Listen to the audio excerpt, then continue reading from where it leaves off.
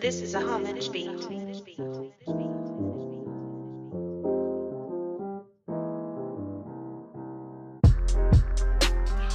how we should wear. What does Scripture teach us on that? Because it's an important topic and issue. I know Scripture speaks to being modest. Yeah. Um, in your attire and what you wear, not bringing like a lot of attention to yourself and trying to really. I don't know the exact scripture to pull from. Reference wise, but I know that it speaks to modesty in that way.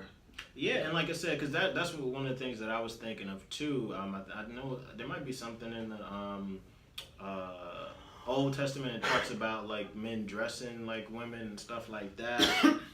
But again, all of that is again very subjective, where it talks about being modest. Like it kind of leaves it open for interpretation. And as much as people may have a problem with that, I think Scripture is genius in that, where it's not just given like a woman has to wear this, a man has to wear this, where he kind of leaves it to discernment. Because I say the Bible doesn't give a list of approved attire one can wear. I say what it does give is principles one can follow. The biblical principle of intimacy, which we've been talking about, is probably the best principle to filter the issue of decency through. God is described as all-knowing. Another way to put this is that he's omniscient.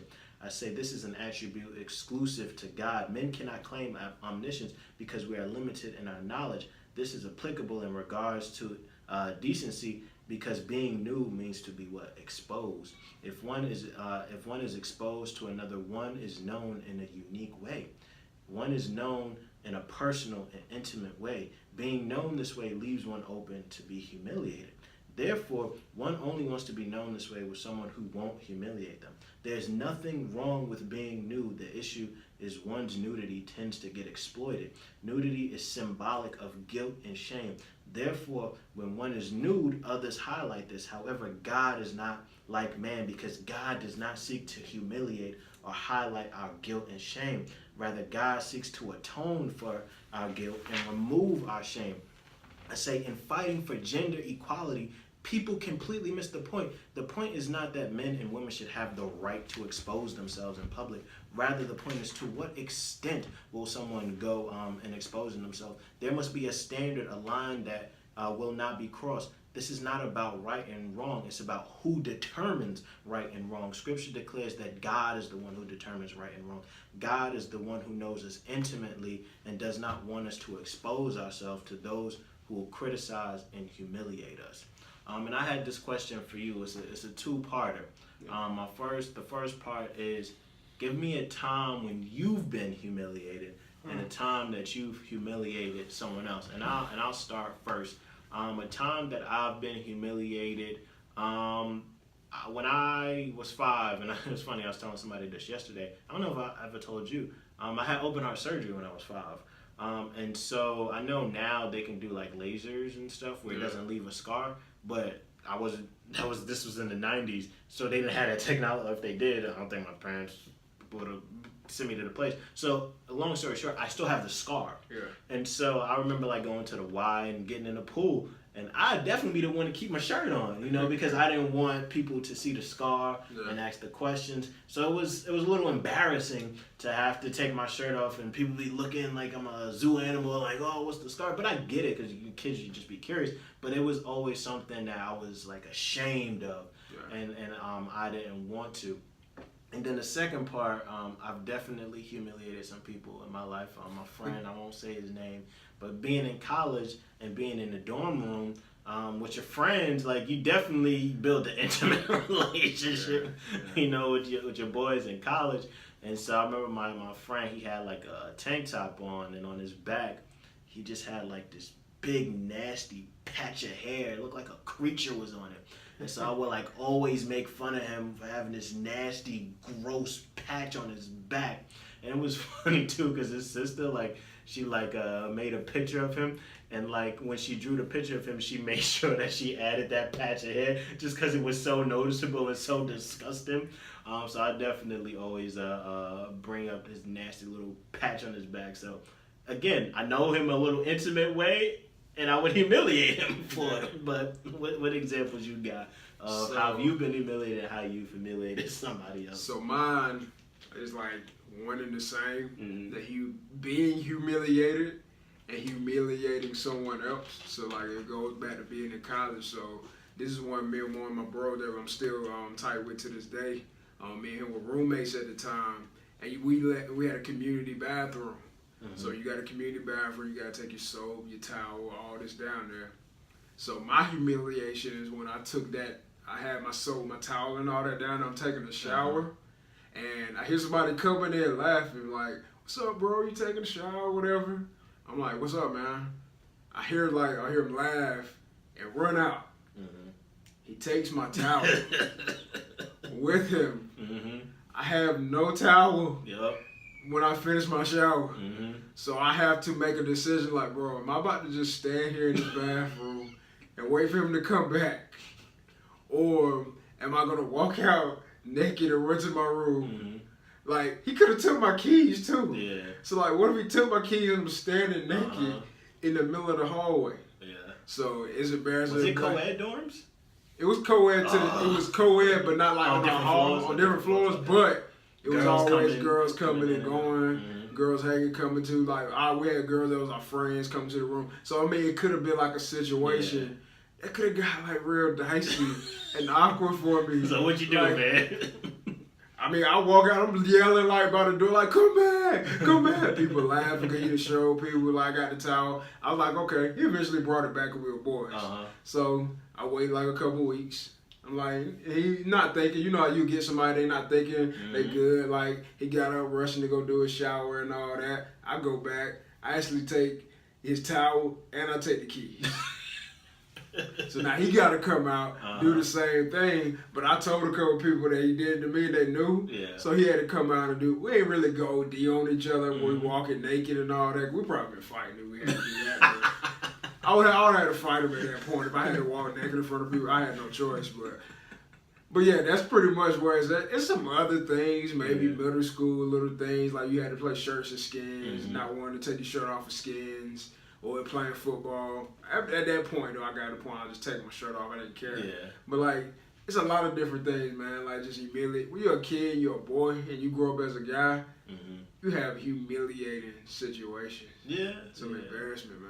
And it's like, cause it's like you don't even want to, cause again, y'all listeners, y'all getting to see an intimate side of us that most of we probably wouldn't even really want to talk about. Yeah. And so just that level of intimacy where just naturally, cause again, I don't want to make it seem as if we are guiltless in this. No, I've definitely tried to humiliate people throughout the course of my life, especially if I find something out. Oh, it's a wrap. Because he left, Mr. Roshan. So hopefully if you hear this, I think he's brought it up before where he said Yaz. Like, what grown man says Yaz on an Instagram caption? And so I screenshotted it. And I will never let him live that down. And so it's like, yeah, you're gonna get this. You know, so he was much rather hoping that I never came across it or never seen it. You know, so we get it. You know, especially when you get close with somebody, you find something that you're just gonna let them have it. So we get it. But just back on the topic of nakedness, where it's symbolic of our shame and our guilt, and when it's shown to someone who does not value that, they seek to humiliate us. But just going back to this point about people who are fighting for like gender equality, and it's like, well, if I'm a woman, I want to be able to walk around topless, and it's like that's not the point, you know. The point is how far are you willing to go with this thing, because your nakedness, I say our nakedness is just that, it's ours. I say it's symbolic of our shame and our guilt. To flaunt it is to disregard the fact that we stand guilty. Being naked is not a right, it's a reminder. It reminds us that we have done wrong. I say even the starchest atheist experiences feelings of guilt and shame. And like I said, I feel like that's so contrary to their worldview. If I'm an atheist, I should never feel guilt or shame, because ultimately I'm not going to be held accountable for my actions. But everybody experiences a guilt and shame. There's stuff in my life, in your life, in everybody's life that we have done that not our soul will ever know, but we feel shame and we feel guilt. Atheists ain't immune to that. The facts. I say being ashamed by our nakedness proves we have done something wrong. Many object to this and seek to disassociate nakedness with shame and guilt. And that's what I think a nudist does. They don't associate being naked with shame and guilt. And I think that's the problem. Where no, there is shame and guilt that is attached to nakedness. I say scripture says otherwise and links guilt and shame with nakedness. Scripture says, "For I say to you, I am rich, I have prospered, I need nothing," not realizing that you are what? Wretched, pitiful, poor, blind, and naked. And funny that we're talking about this because Pusha T's brother, No Malice, who was No Malice now, he came out with a book called Wretched, Pitiful, Poor, Blind, and Naked. It's probably one of the best books that I've ever read. So it's like such a dope verse to have. But again, I'm not just pulling these topics out of thin air where we're talking about, like, it's two guys talking about nakedness, and it's like, you know, you can understand how awkward that would be, but it's like we're not necessarily just talking about nakedness in a literal sense, but figuratively as well. And we have scripture that says, hey, you were wretched, pitiful, poor, blind, and naked. And so my question to you, this is Revelation 3:17 for those who are listening. I say, what does it mean to be naked before God? What does that mean? I mean, for me personally, that's just being naked before God just mean exposing to yourself who God knows you are. Because I mean, God knows who we are. Yeah. He knows every part of us. He knows us before we're even formed in our mother womb. So just for me, it'd be like exposing myself to myself before God, man, and just really opening up, getting in a room, talking, man, and realizing like, man, I can't really hide nothing from God. Like, I can't hide nothing, man. God sees me. God knows me. Exposing everything that I feel in my heart, like even the deepest, darkest things, like things that I think that I should never think. Talking to God, man. Going to God about it and like asking Him to clean up our hearts, man. Asking God to clean your hearts and really just confessing your sin to God. Just being repentant before Him and just humbling yourself, knowing like being like, man, I ain't perfect, man. I'm not perfect. With some fellas I was reading in the book of Daniel, and it was reading in like, I think chapter 9 where like Daniel was praying, you know what I'm saying? And Daniel was just in there praying hard. But he was praying and he wasn't just praying for himself. He was praying for like all the people that he was with. And he was praying and he was confessing sin. And he was like really exposing himself and who he was before God. He was in there praying hard and he was like being truthful. Exposing himself, man. Like I know Christ did that. He exposed himself like on the cross as we're going to talk about. Like he prayed and sweat blood. Like doing these things, like praying hard, exposing who you are, like letting God know, like when Christ asked, like, would you take this from me? Would you let the cup pass? Like he was letting it be known, like, yo, this is something that's hard. Like can you take this, like really letting God just see who it is that you are and knowing that God already knows it, and just realizing that you're exposing yourself to the things that's on your heart. It's like holding up a mirror in front of your face, man. Yeah, it make that Genesis verse even more powerful because it's like in the garden, they was naked without any kind of shame. God commanded them to what? Don't eat from this tree. As soon as they eat from the tree, they become aware of what? Shame. And what did they do? They try to hide from God as if you can hide from God. Like he sees, because it's like, oh, I'm not just hiding from what? Eve. I'm not just hiding from Adam. I'm hiding from God. It's like you can't hide from God. And what's amazing, man, is how we do the same thing in our own situations. For me, when I've struggled with porn before, like looking at it, but then acting like I said, almost treating myself as I couldn't pray that night. I couldn't talk to God. I'm hiding from him. You wrong. I'm wrong. I feel ashamed. And I feel like I can't go talk to him. I can't expose myself to him because he sees me for who I really am.